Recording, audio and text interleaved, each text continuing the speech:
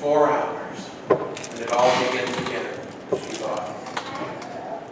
The corners of her eyes were covered in the salty flakes of dried tears, and her heart felt as if someone was chirping away at it minute by minute. If I could just find a place where I no longer felt anything, she said. She prayed that God would simply ease her pain, not that God would make her happy, but just take away the sadness. Then she could go on caring for her kids and maybe just put one step in front of the other. The alarm rang at 6 a.m. Jill crawled out of bed and began the routine of arguing with her kids to get up. The mundane job of getting them ready for school as she ready for work. Jill looked at herself in the mirror and saw sadness. There were bags under her eyes and found very little will to do anything. Psalms 103 says, "Know that the Lord is God. He made us. We belong to Him." God made you and I. And He calls us His. You and I belong to God. We belong in a place of joyful holiness. I will never, ever get over the enormity of that statement. That I am His. He is my Father. He calls me child. The Creator of everything says, I am His. And you know what? He points to you and says, you are mine. Doesn't that give you goosebumps just a little bit? The Creator of all things, of everything, looks at you and says, you are my child. That light post is starting to look better and better. Our lives are faced with situations that bring us down. The world wants us to live in sadness and anxiety. The world wants us to feed off fear. And when we allow fear and evil to dictate how we live, then of course we feel as Jill feels. We are destined to be sad. And that our lives are not worth much because of our failure and our sin. The world wants you to believe that. In other words, the world wants you to focus on the rain and not the joyful singing. Now hear this.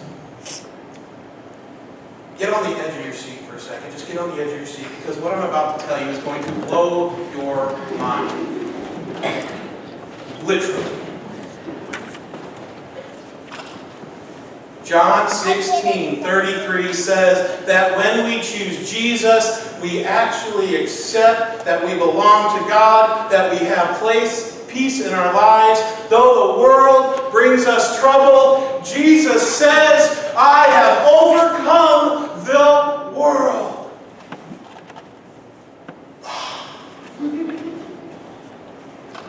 What the world wants you to believe is sadness and fear are how we live. And Jesus says, that's fine. The world can tell you that. But guess what?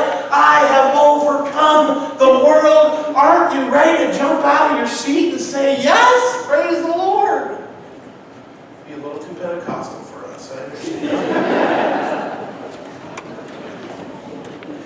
When you watch Gene Kelly dancing in the rain, how many of you focused on the rain? No, you focus on the joy. Well, there was one kid back there. You got some work to do, Danny. When we see Gene Kelly dance, we don't focus on the rain. We know it's there, but we find more in the man being joyful. We find happiness in watching him sing and dance despite the rain. When that song came on, I wish I had a video projecting out here, because smiles came across your faces. We see happiness through the rain. It's exactly the same when we focus on Jesus. When we focus on the fact that we are people of celebration. Others will know that the rain is there, but but their focus will be about the joy we are bringing to the world. Enter his gates with thanksgiving, his courtyards with praise. Bless his holy name. When we come into our house of worship, when we bring others into this place, when we invite kids to banquet, teens to youth group, when we invite our friends to sit in our pews, we do so not with the attitude of sadness of the world, but we do so with joy. Because we know Jesus can transform anyone at any time. That's why we invite people in. We know Jesus has transformed you and I. And that's reason enough to celebrate, but how much wonderful would it be to have a church filled with lives of people that Jesus transformed? Is there any reason not to celebrate that? Jesus has overcome the world. Joy has come.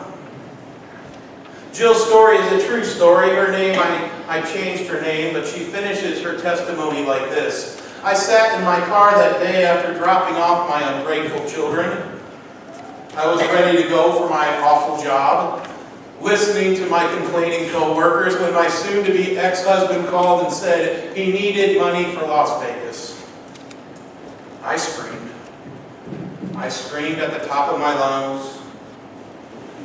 Another mom who was sitting in the car next to me heard me scream.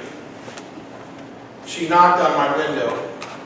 And I don't know what convinced me, for I never really seen this woman before, but I rose above the fear of rolling down my window and allowing the stranger in, but it was almost as if I wasn't even in control anymore. But the mom who knocked on my window opened my door, pulled me out, threw her arms around me, and said in my ear, "I've been there before." We began a friendship. We had coffee every morning, and after dropping our kids off at school, she listened to every bit of sadness that I spoke, and continued to do so every day. Every time she met me, I felt as if I was the highlight of her day. No matter what I was going on, she smiled at me. About a month after coffee and conversation, she invited me to her church.